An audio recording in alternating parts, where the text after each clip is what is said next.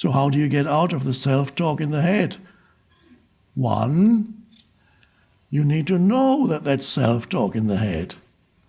If you don't know it's self-talk in the head, you become the self-talk in your head. You become the voice in your head. You don't know it, you are it. So you have to, the vital step, and I cannot tell you how to do that.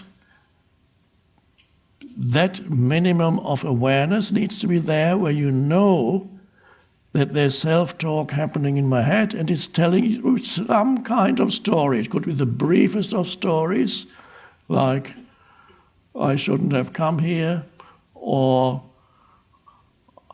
I don't fit in here, all these people are too spiritual for me, or I'm so spiritual, these people are not spiritual at all.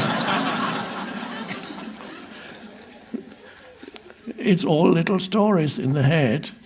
Even every fragment of self-talk is a little story in the head that goes around.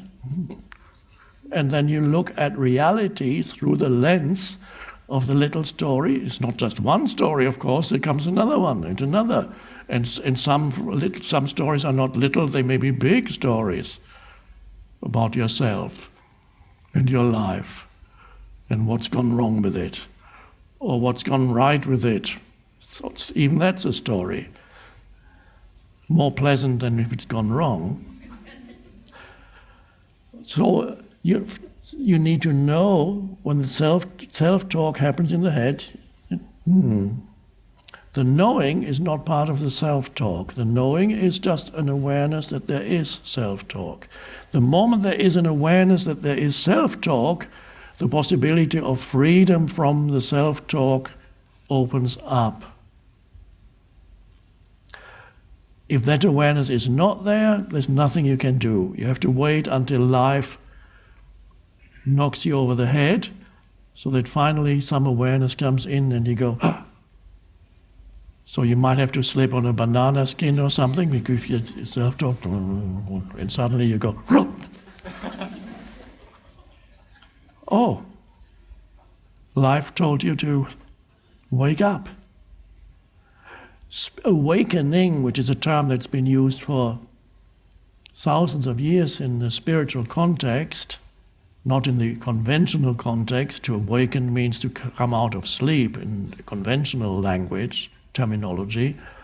But in spiritual terminology, to awaken means to awaken, one could say, basically, to awaken out of the self-talk in the head. Because the self-talk in the head is a form of hypnosis, self-hypnosis. You are hypnotized, you have been hypnotized by society, your surroundings, the surrounding culture, even the language that you were taught to use that becomes a large part of the self-talk, although some of the self-talk is also accompanied by images, but a lot of it is language. And all that, you've been conditioned, and this is gone, you are possessed by that, which is an energy formation, and humans are possessed by that and mistake that conditioned entity, which consists of thoughts. They're so trapped in it, they're so identified with it, they believe in every thought that comes into their head.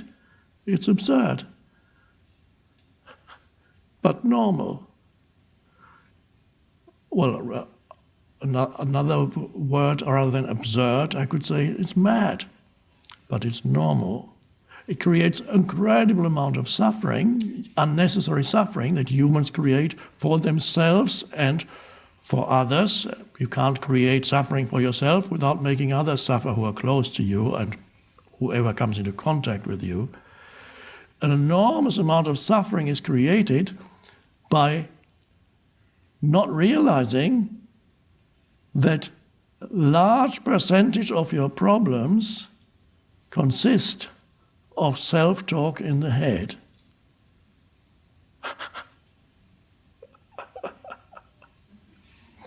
That's amazing. And once you see that, Okay. And then you can have a little bit of awareness and say, who am I? Am I that story, or am I the one who sees that, who recognizes that there's self-talk? And in order to recognize that there's self-talk going on in you, that's not a thought, there's just an aware presence that, And then the compulsive nature of self-talk lessens somewhat because some awareness has come in. The light of awareness has come in. And then you realize you are that light of awareness. You are the awareness. And there's a shift. The head may not immediately stop. It'll want to carry on. The self-talk wants to carry on. There's a momentum to it. You can observe that momentum. If you can't do it in yourself, you can observe it in others. Once they have a story and they're telling you their story, they can't stop. They want to go on. They don't. And they don't want an end. If they're talking about their problems, they don't want an end to their problems. They want a continuation of the story, which is the problem.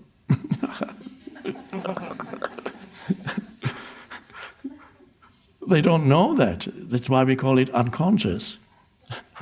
They don't know that their primary thing is they want the continuation of the story, because that's the continuation of the fictitious person that cannot live without its story, its storyline.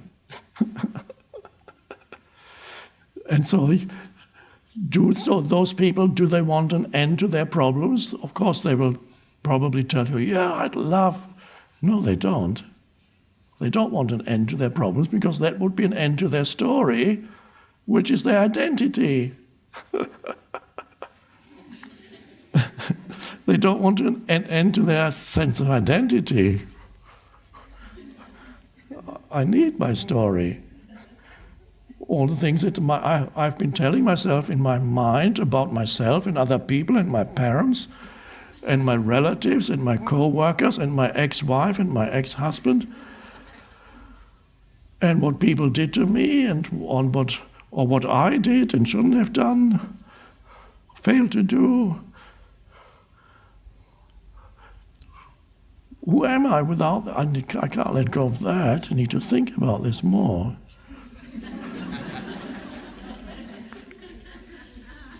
So it becomes a habitual place, the habitual place of the mental noise, where you feel, that's me.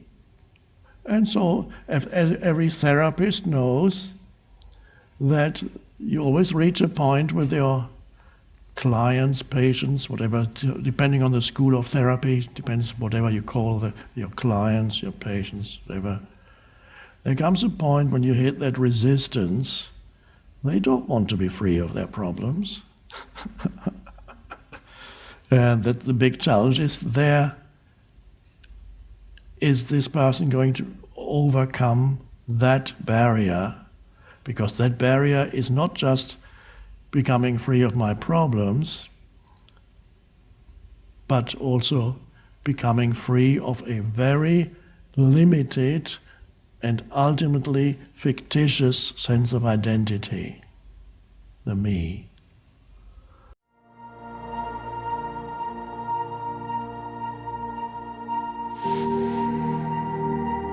This mind-made sense of self is also much more focused on the negative than the positive.